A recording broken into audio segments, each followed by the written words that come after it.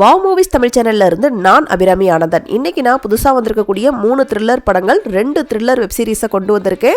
இப்போ நான் சொல்ல போற எல்லாமே தமிழ் டப்பிங்லேயே இருக்கு. அது என்னென்ன படங்கள், அந்த படங்கள்லாம் எப்படி இருக்கு அப்படிங்கிற டீட்டெயிலான ரிவ்யூக்குள்ள போறதுக்கு முன்னாடி நம்ம சேனலை சப்ஸ்கிரைப் பண்ணாம பார்த்துட்டு இருந்தீங்கன்னா ப்ளீஸ் சப்ஸ்கிரைப் பண்ணி உங்களுடைய சப்போர்ட்டை கொடுங்க.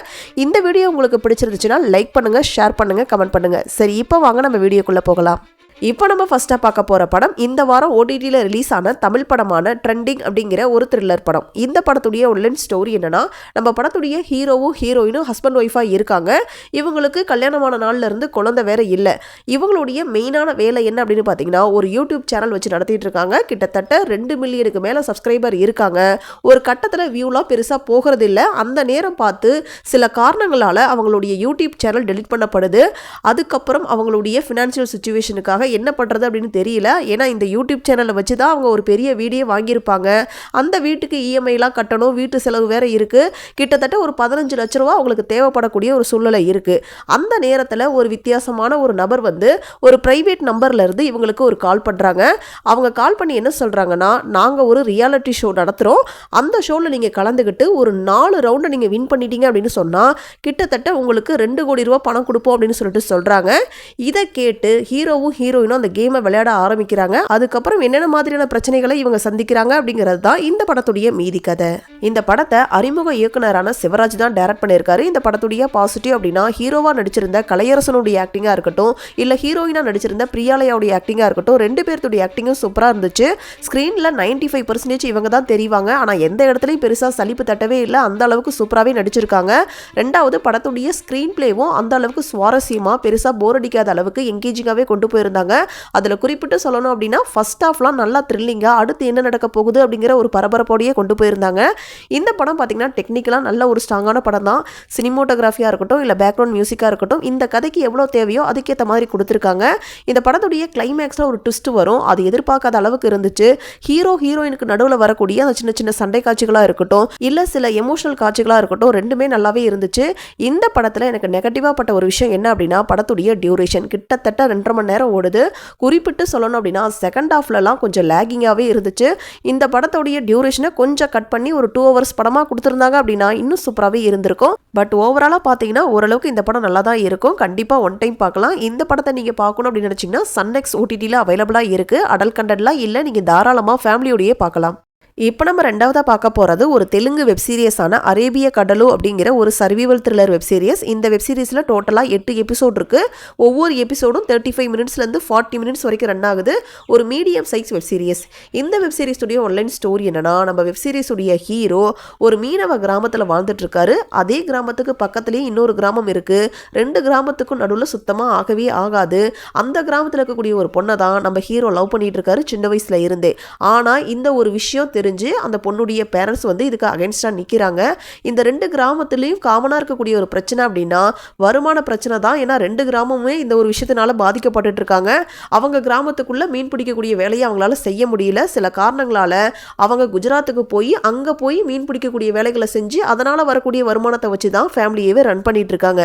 அப்படி ஒரு நாள் நம்ம ஹீரோவும் ஒரு 8 பேர் சேர்ந்து குஜராத்துக்கு போகிறாங்க மீன் பிடிக்கிற வேலையை செய்யறதுக்காக. அப்போ ஒரு போட்டை எடுத்துக்கிட்டு கடலுக்குள்ள கிட்டத்தட்ட 300 மைல் கிராஸ் பண்ணி போயிடுறாங்க. ஒரு கட்டத்தில் தான் அவங்க இருக்கிறது பாகிஸ்தானுடைய கடலோர பகுதி அப்படிங்கிற ஒரு விஷயமே தெரிய வருது. அப்போ திடீர்னு அங்கே வந்த பாகிஸ்தான் கவர்மெண்ட்டை சேர்ந்தவங்க நம்ம ஹீரோவையும் அவங்க கூட இருந்தவங்களையும் அரெஸ்ட் பண்ணிட்டு போயிடுறாங்க, ஜெயிலில் அடைச்சிடுறாங்க.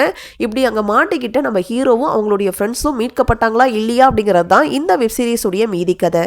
இந்த வெப் சீரிஸில் நடிச்சிருந்த சத்யதேவ், ஆனந்தி இவங்க 2 பேருமே ரொம்ப நீட்டாக பர்ஃபார்ம் பண்ணியிருக்காங்க. இவங்க 2 பேர் மட்டும் இல்லாமல் இந்த வெப் சீரிஸில் நடிச்சிருந்த எல்லாருமே ஒரு ஆவரேஜான ஒரு பர்ஃபார்மன்ஸை கொடுத்துருக்காங்க. டெக்னிக்கலாக நல்ல ஒரு ஸ்ட்ராங்கான web series. Cinematography, background music எல்லாமே இந்த வெப் சீரிஸுக்கு தேவையான அளவுக்கு இருந்துச்சு. இந்த வெப் சீரிஸில் எனக்கு நெகட்டிவாக பட்ட ஒரு விஷயம் என்ன அப்படின்னா, கொஞ்ச நாளைக்கு முன்னாடி ஒரு தெலுங்கு படம் ரிலீஸ் ஆச்சு, தண்டேல் அப்படிங்கிற ஒரு படம். அந்த படத்துடைய கதையும் இந்த வெப் சீரிஸுடைய கதையும் சேம் தான், ஒரே மாதிரியான கதை தான்.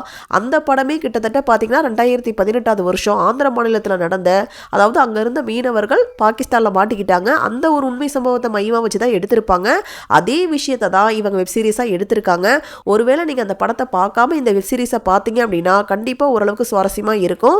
ஓவராலாக பார்த்தீங்கன்னா இந்த வெப் சீரிஸ் ஒரு டீசன்ட் வாட்ச் வெப் சீரிஸ் தான். கண்டிப்பாக ஒன் டைம் பார்க்கலாம். இந்த வெப் சீரிஸை நீங்கள் பார்க்கணும் அப்படின்னு நினச்சிங்கன்னா அமேசான் பிரைமில் தமிழ் டப்பிங்லேயே அவைலபிளாக இருக்குது. அடல்ட் கண்டென்ட்லாம் இல்லை, நீங்கள் தாராளமாக ஃபேமிலியோடையே பார்க்கலாம். இப்போ நம்ம மூணாவதாக பார்க்க போகிறது ஒரு ஹிந்தி வெப் சீரியஸான சலக்கார் அப்படிங்கிற ஒரு சூப்பரான ஸ்பை த்ரில்லர் வெப் சீரிஸ். இந்த வெப் சீரிஸுடைய ஒன்லைன் ஸ்டோரி என்னன்னா, 1978 காலகட்டத்தில் இந்தியாவிலிருந்து ஒரு ஸ்பையை பாகிஸ்தானுக்கு அனுப்புகிறாங்க. எதுக்காக அப்படின்னு பார்த்தீங்கன்னா, பாகிஸ்தானில் நியூக்ளியர் பாம் தயாரிக்க போகிறாங்க. அது எங்கே தயாரிக்க போகிறாங்க, எங்கே தயாரிக்க ரெடி ஆகிட்டு இருக்காங்க அப்படிங்கிற ஒரு விஷயத்தை கண்டுபிடிக்கிறதுக்காக தான் அனுப்பியிருப்பாங்க. பேரலாம் அதே டைமில் 2025 வருஷம் இதே மிஷனை பண்ணுறதுக்காக இந்தியன் ஸ்பையாக இருக்கக்கூடிய மௌனி ராயை பாகிஸ்தானுக்கு அனுப்புறாங்க. இந்த ரெண்டு கதையிலையுமே அடுத்து என்னென்ன நடக்க போகுது அப்படிங்கிறது தான் இந்த வெப் சீரிஸோடைய மொத்த கதை. இந்த வெப் சீரிஸில் டோட்டலாக 5 எபிசோட் இருக்குது. ஒவ்வொரு எபிசோடும் ஒரு 28 மினிட்ஸ்லேருந்து ஒரு 40 மினிட்ஸ்க்குள்ளே தான் ரன் ஆகுது. ஒரு மினி வெப் சீரிஸ் தான். படம் பார்க்கக்கூடிய ஒரு டியூரேஷனில் இந்த வெப் சீரிஸை பார்த்து முடிச்சிடலாம். இந்த வெப் சீரிஸுடைய பாசிட்டிவ் அப்படின்னா, வெப் சீரிஸில் நடிச்சிருந்த எல்லாருமே ரொம்ப நீட்டாகவே பர்ஃபார்ம் பண்ணியிருக்காங்க. சினிமாட்டோகிராஃபியை பற்றி சொல்லணும் அப்படின்னா, 1970ல் எப்படி இருக்கும் அப்படிங்கிறத அழகாக காட்டியிருக்காங்க. பேக்ரவுண்ட் மியூசிக்கும் நீட்டாகவே இருந்துச்சு. ஸ்க்ரீன் பிளேவை பொறுத்த வரைக்கும் பெருசாக எங்கேயுமே போர் அடிக்கல. நல்லா விறுவிறுப்பாகவே கொண்டு போயிருந்தாங்க. த்ரூ அவுட் கிளைமேக்ஸ் வரைக்குமே நல்லா விறுவிறுப்பாக கொண்டு போயிருந்தாங்க. ஓவராலாக என்கிட்ட கேட்டிங்க அப்படின்னா, இந்த வெப் சீரிஸ் ஒரு நல்ல ஒரு வெப் சீரிஸ் தான். கண்டிப்பாக ஒன் டைம் பார்க்கலாம். இந்த வெப் சீரிஸை நீங்கள் பார்க்கணும் அப்படின்னு நினச்சிங்கன்னா, ஜியோ ஹாட்ஸ்டாரில் அவைலபிளாக இருக்குது. தமிழ் டப்பிங்லேயே இருக்குது. அடல்ட் கண்டென்ட்லாம் இல்லை. நீங்கள் தாராளமாக ஃபேமிலியோடையே பார்க்கலாம். இப்போ நம்ம நாலாவதாக பார்க்க போகிறது ஒரு ஹாலிவுட் படமான பிரிட்டி திங் அப்படிங்கிற ஒரு த்ரில்லர் படம். இந்த படத்துடைய ஒன்லைன் ஸ்டோரி என்னன்னா, ஒரு ஸ்டார் ஹோட்டலில் சர்வராக வேலை செய்யக்கூடிய ஒரு மிடில் கிளாஸ் பையன் அதே ஹோட்டலுக்கு ஒரு 40-45 வயசு உள்ள ஒரு லேடி வர்றாங்க. அவங்களுக்கு தனியாக ஒரு ப்ரைவேட் கம்பெனி இருக்குது. ஒரு ஹை ப்ரொஃபைல் உள்ள ஒரு லேடி.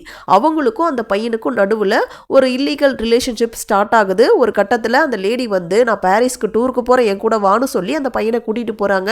நல்லா ஜாலியாக இருக்கிறாங்க. அந்த ட்ரிப்பு முடிஞ்சதுக்கப்புறம், நீ உன் வேலையை பார்த்துட்டு போ, நான் என் வேலையை பார்க்கணும் அப்படின்னு சொல்லிட்டு அந்த லேடி கிளம்பி போயிடுறாங்க. ஒரு சுச்சுவேஷன்ல ஹீரோயினால ஈஸியா அந்த உறவுல இருந்து வெளிவந்த மாதிரி அந்த பையனால வெளியே வர முடியல. அடிக்கடி நம்ம ஹீரோயினுக்கு கால் பண்றது, மெசேஜ் பண்றது அப்படின்னு சொல்லிட்டு டார்ச்சர் பண்ணிக்கிட்டே இருக்கான். இங்க ஆரம்பிக்கக்கூடிய இந்த பிரச்சனை எங்க வரைக்கும் போகுது அப்படிங்கிறது தான் இந்த படத்துடைய மீதி கதை. இந்த படத்துல நடிச்சிருந்த ஹீரோ ஹீரோயின் 2 பேர்த்துடைய ஆக்டிங்கும் நல்லா இருந்துச்சு. அதுலயும் அந்த பையன் ஒரு கட்டத்துல வந்து ஒரு டிரான்ஸ்ஃபர்மேஷன் கொடுப்பான். அதெல்லாம் நல்லா நீட்டாவே இருந்துச்சு. ஒரு சில சீன்ஸ் எல்லாம் நல்லா த்ரில்லிங்காவே கொண்டு போயிருந்தாங்க. ஓவராலா பார்த்தீங்கன்னா இந்த படம் ஒரு ஆவரேஜான படம் தான். பொழுது போகல அப்படின்னா ஒன் டைம் பார்க்கலாம். இந்த படத்தை நீங்க பார்க்கணும் அப்படின்னு நினைச்சீங்கன்னா, லைட் ஸ்கேட் பிளே ஓடிடியில் தமிழ் டப்பிங்லேயே அவைலபிளாக இருக்கு. அடல்ட் கண்டென்ட்டை பொறுத்த வரைக்கும் சில அடல்ட் சீன்ஸ் இருக்கு. ஸோ கண்டிப்பா ஃபேமிலியோட பார்க்கறத அவாய்ட் பண்ணிக்கிங்க. இப்போ நம்ம லாஸ்ட்டாக பார்க்க போற படம் ஹாலிவுட் படமான த பிக்கப் அப்படிங்கிற ஒரு காமெடி கலந்த ஹீஸ்ட் த்ரில்லர் படம். இந்த படத்துடைய ஒன்லைன் ஸ்டோரி என்னன்னா, 2 பேர் ஒரு ட்ரக்ல போயிட்டு இருக்காங்க. அப்போ திடீர்னு ஒரு பெண் வந்து அந்த ட்ரக்கை வந்து அட்டாக் பண்ண ஆரம்பிக்கிறாங்க. அதுக்கப்புறம் அங்கே நடந்த நிறைய சம்பவங்கள் தான் இந்த படத்துடைய மீதி கதை. ஸோ இந்த படத்துடைய ஸ்க்ரீன் பிளேவை பொறுத்த வரைக்கும் ஒரு ஆவரேஜாக தான் இருந்துச்சு. அடுத்து இதுதான் நடக்க போகுது அப்படிங்கிறத ஈஸியாக ப்ரிடிக்ட் பண்ணுற மாதிரி தான் கொண்டு போயிருந்தாங்க. இந்த படம் ஒரு ஆவரேஜான படம் தான். பொழுது போகல அப்படின்னா ஒன் டைம் பார்க்கலாம். இந்த படத்தை நீங்கள் பார்க்கணும் அப்படின்னு நினச்சிங்கன்னா, அமேசான் பிரைமில் தமிழ் டப்பிங்லேயே அவைலபிளாக இருக்குது. அடல்ட் கண்டென்ட்டை பொறுத்த வரைக்கும் சில லிப்லாக் சீன்ஸ் இருக்குது. ஸோ அதுக்கேற்ற மாதிரி நீங்கள் பிளான் பண்ணிக்கிங்க. ஸோ இதே மாதிரி சூப்பரான படங்களை பற்றி நீங்கள் தெரிஞ்சுக்கிறதுக்கு மறக்காமல் வாவ் மூவிஸ் தமிழ் சேனலை சப்ஸ்கிரைப் பண்ணுங்கள், லைக் பண்ணுங்கள், ஷேர் பண்ணுங்கள், கமெண்ட் பண்ணுங்கள். தேங்க்யூ.